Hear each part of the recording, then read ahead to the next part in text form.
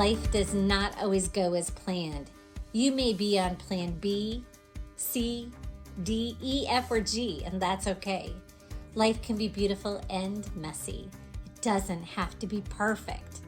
After crying on my kitchen floor for nearly 2 years when my first husband left, I found my plan B and a depth of resilience I didn't even know I had. I'm Beth Montpas, life coach. Have you ever needed to really reinvent yourself? I redesigned my life by allowing my feelings, forgiving and accepting myself in the new reality, really surrendering. Plus, connecting with others. We don't have to do it alone. Reframing our negative thoughts and emotions, and by not looking too far down the road. Now, I have an incurable joy and zest for life. My favorite hashtag is, what if it's better? If you're looking for motivation and inspiration with other resilient, fun, successful midlife women, keep listening to the Pain to Power podcast. You'll meet amazing women who dropped being the victim and found victory. Listen in to create a spark in you to navigate this wild ride called life that comes with living full out.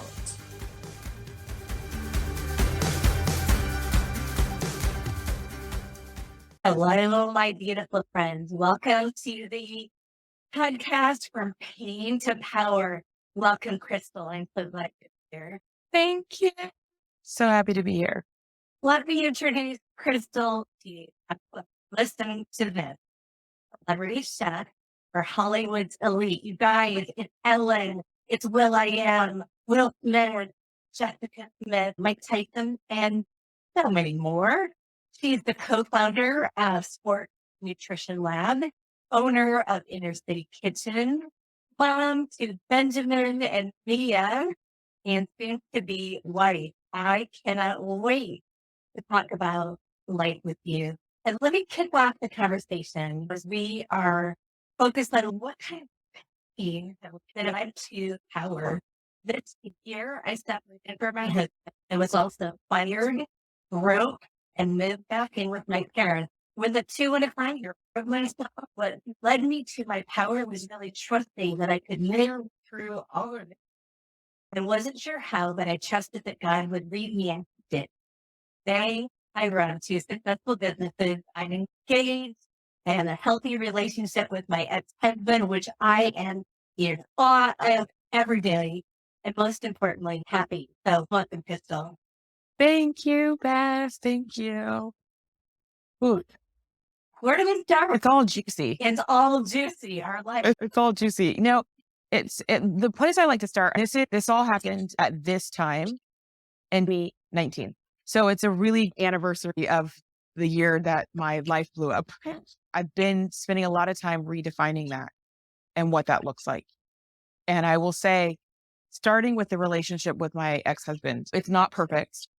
Most definitely. We have ideas of how we should parent. And I would say it's like any other relationship, in realizing that don't necessarily always see eye to eye, but it's always important to put the kids first. And I will say, during that time in 2018, when my life just spilled over into ridiculousness, what was happening was that I wasn't in alignment with myself, with my vision, with what I wanted in a partner, with what I wanted in myself. And I was living at this lie, I'd say. And within that, everything started to fall apart. But what's interesting, before that happened, I remember having like my eat, pray, love moment, where I was like, I said a prayer back in like December of 2018, which is why 2018 is relevant to me. So in 2018, I remember I said this prayer, and it was December of 2018. And I said, God, anything that's not supposed to be in my life, just take it out. Oh my gosh. I always say, careful. Be so careful. And I guess that was so specific that that's what happened. And so I had, my marriage was already ending, but it was at that point where I was like not happy. He wasn't happy, and my kids were miserable. And so from those moments, like as February hit, like I said, I had lost my job. At the same time, my husband at the time was a foreigner, which meant that I was also responsible for him. And so I had these kids and a grown adult and no job. And so I just remember my parents saying to me, listen, this house is we bought this house for a reason. It's yours. And so I moved back in with my parents, with my kids, and I started working on my relationship with myself. And I started there because I had just watched everything fall apart. And I was in this very much a victim space of like, why? Like, what did I do to deserve this all at once? Because I thought I was going to have the divorce and then I was going to like sail off into the skies and everything was going to be great. But what ended up happening was I realized that I had some part in the relationship, in the destruction of the relationship. And one of my dearest friends introduced me to a transformational program. And I did that program. And from there, I just threw myself into it and started recognizing where I was at fault for things. And as soon as that happened, as soon as I was a yes to shifting my entire life around and being present for myself, that's when I went back to what really was in my heart, which was chefing again. I had gotten a job with Jessica Simpson and it just grew from there. It's okay. But from there, it was like, then I got Will.i.am, and I had already worked in the celebrity space before, but I had taken a break when I was married and had kids and I was doing something else. And what I realized at that time, as those jobs were coming in, was that I was going back to my vision. And my vision as a child was to always work in food. I always knew I wanted to work in food. I always knew I wanted to be a chef. And so I went back to school, was working on my master's in nutritional science in sports nutrition. And it just began to unfold in front of me. Like I could see it. And from those moments, like I started working on my relationship with my ex-husband as well. And like I said, it's been a bumpy road. It hasn't been pretty. And we are right now, even like going through things with our son. I don't want to share my son's personal business, but I'll say that he's 9 and he's now getting support that he needs. And I'm not the person that's holding that by myself. And his dad is able to see from a different perspective that's not mine. And so I just love it. I love, even though it's messy again, right? Because it's a new space for my children to get the support that they need. But what I realize is that I'm okay with the mess as long as we're moving towards the common ground. So, Yeah, mess is that seems to be a theme for you and for me and for this juicy life. And I also heard you be very humble about being willing to go back to your mom's house to kind of take a step back and plot work how you thought it should look. And responsibility. My gosh, you could have just stood in victim and pointed a lot of fingers at other people. oh, absolutely. And I wanted to. Oh, Beth, I wanted to. But what I realized also is that I wasn't getting me anywhere blaming other people.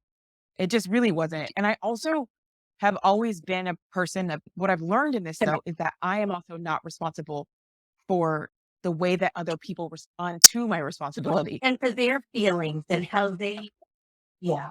Absolutely. And to not take it personally, which is still a lesson and still something that I'm working towards in my new marriage. And how do we show up for each other? And because everything is so great, but we're still in this beautiful phase in our relationship. And so how do we get to maintain that? Also having all of these outside sources, such as an ex-husband and kids and dogs and all the jobs and all the things that we are really working on that was separate from the relationship that we are now building together. One of the things that I admire most about how you speak of your ex-husband is that most things are neutral, that you don't assign good and bad to things that he's doing, that the kids do when they're with him. You just keep really calm and neutral. And can you speak into like, how do you do that? Feels super human. Like even when people say their ex-husband's name, there's so much fight in it. And with you, I feel like everything's always wrapped in love. And I want to know How is that possible? Thank you. I will say I definitely have my moments where there's not always love. But what I do recognize is that I quickly through it. And I have my support team. And within that support team, it's not just my girlfriends, because my girlfriends often want to take my side, want to support me and it's that fight and be that fight with me. But what I realized, I also have a really amazing group of people, such as you, Beth, and we just have this beautiful space around giving me feedback with something or showing me something that I may not have seen.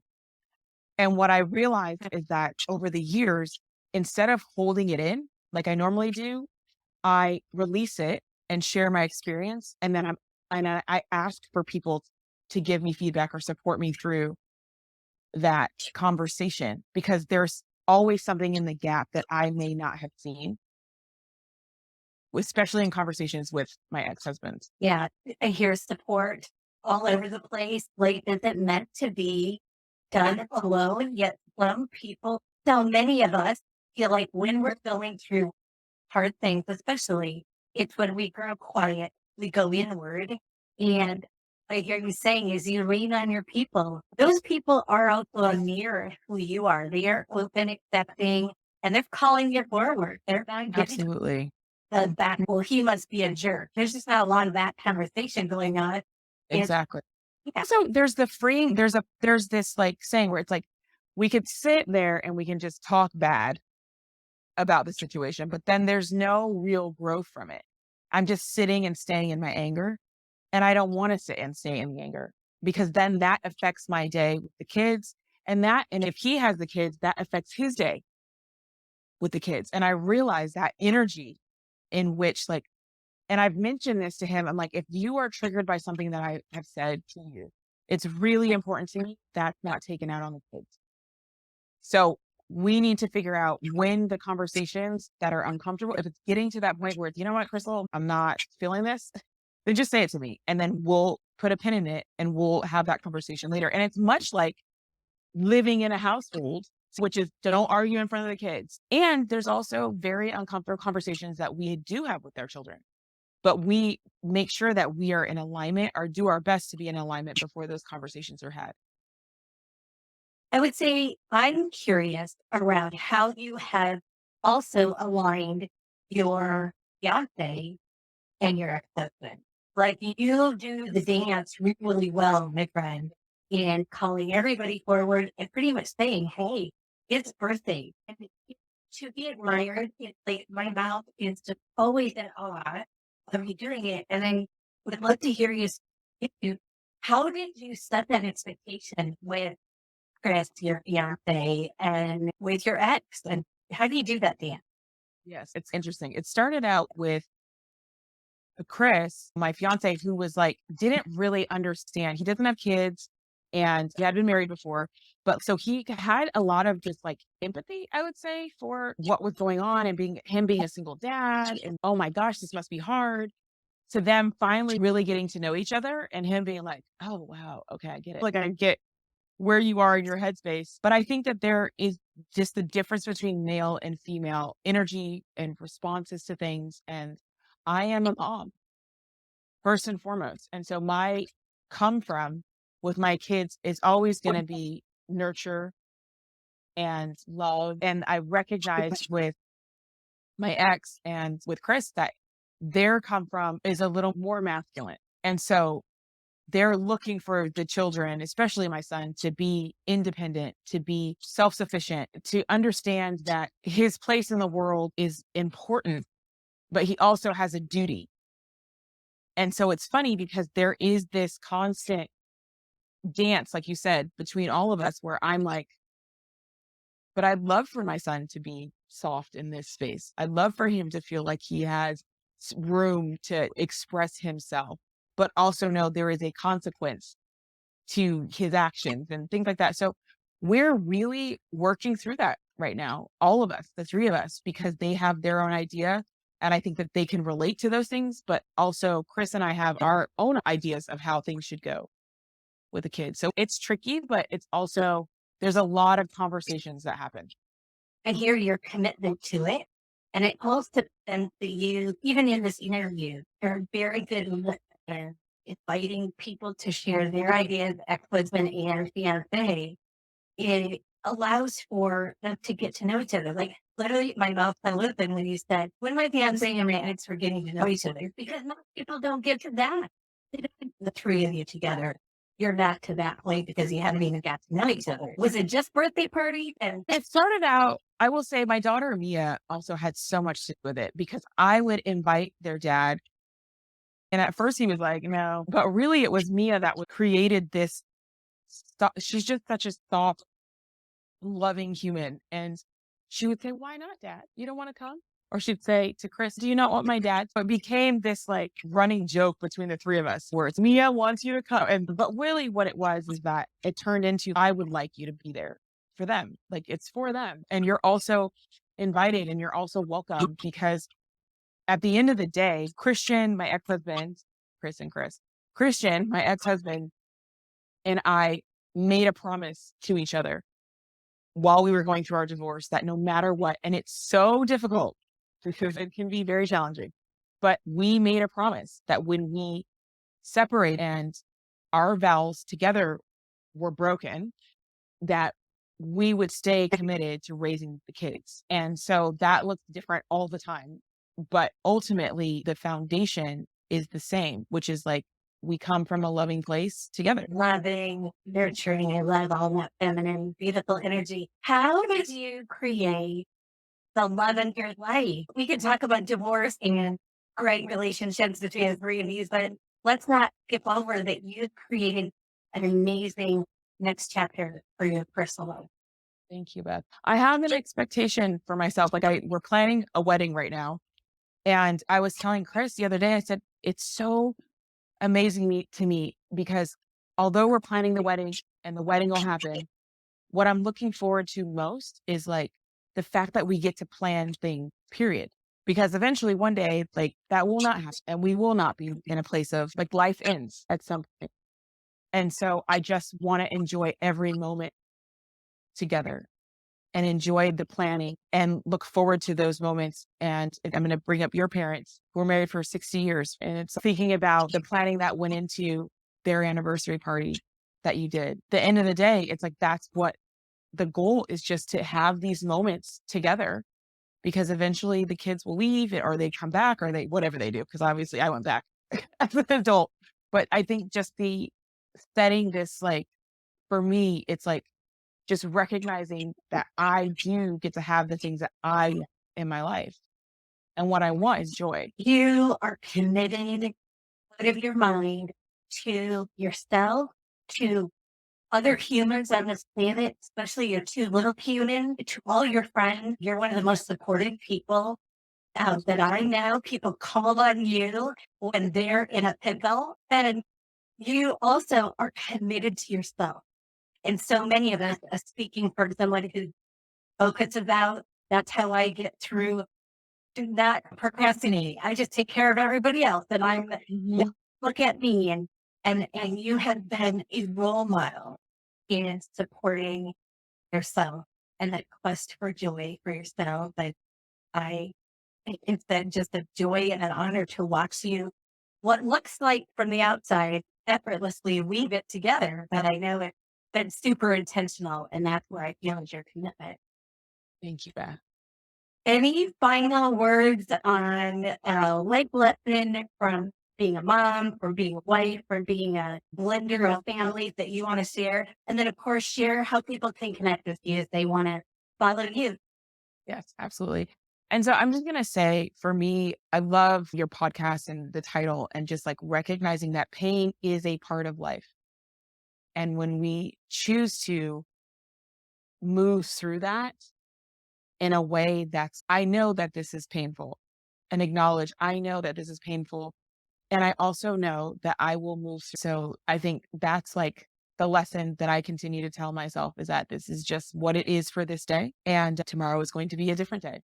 It may be painful, but I do know it'll be a different day tomorrow. And then I would say, if you want to reach me, which I would love to support, we didn't talk much about me being a chef today and a nutritionist as well. So I would love to offer some support for anyone that is looking to just maybe kickstart your life with some nice recipes or whatever the case may be. I'm happy to jump on a call at any moment. Obviously, Beth knows how to reach me, but you can reach me at Chef Crystal Blanchette on Instagram.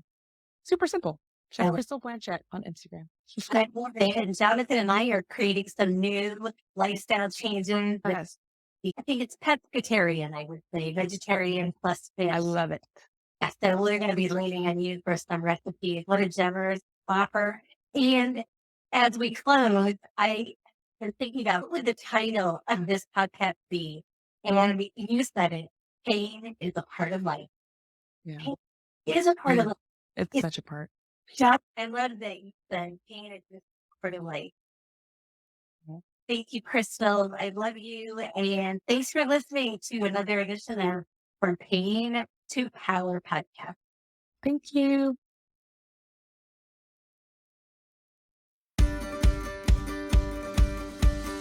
I'm so grateful you tuned in to another episode of Pain to Power podcast.